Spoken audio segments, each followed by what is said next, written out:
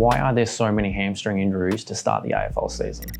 For those of you who haven't been paying attention, the AFL is apparently in crisis for the amount of hamstring injuries to start the AFL season. In round 2 alone, there was a whopping 8 different hamstring injuries to 8 different players, with the most notable being Port Adelaide captains Connor Rozee, who tore his hamstring off the bone.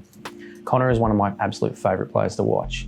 He's fast, he is skillful, and he's aggressive. I can't wait to see him back out there with a long rehab that he's got ahead of him.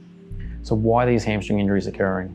Now, I think it's just a massive overreaction from the media in regards to why these hamstrings and injuries are at apparently an increased risk and an increased rate. Yes, the speed of the game is certainly getting quicker, and that's what they keep trying to say. The speed of the game is far too quick. The rule changes are making the game far too quick, so these hamstring injuries are piling up. That may be true in part.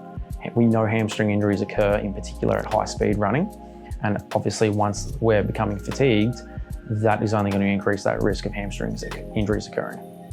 However, the overreaction here is these injuries always occur in the first few weeks of the season, often 4 to 6 weeks.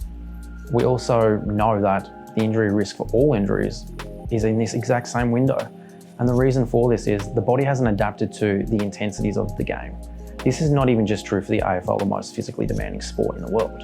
This is true for all sports. In the first few weeks of their season, they are at an increased risk of all injuries, purely because their body has not adapted to the stress of the game. Once their body adapts to the physical stress of that game, the injury rate drops, and we see this every single year. I guarantee the injury rate in the AFL will drop after round 6 for hamstring injuries and soft tissue injuries in general. It always happens. You can put your money on it. What can these athletes do though themselves to potentially reduce the hamstring injury rate risk in this, critical window where they are at an increased risk of injury? Well, firstly, they need to themselves just invest in high performance coaches, strength and conditioning coaches in their off season. Train with high quality, invest in yourself to get the best out of yourself. The best ability is availability. The best athletes are the fastest, they are the fittest.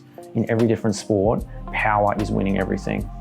Nick Dacos in particular, you see him on his Instagram, he invests in a high performance coach in his off season to make him the best player in the competition. It is exactly why he's the best player in the competition. That and the fact that he's the most skillful player that I've ever seen play the game. But he can't have those skills if he's not physically fit and prepared to use those skills at a high level every single time. So the hamstring injury rate is not a crisis. It is just part of the normal process of these early parts of the season.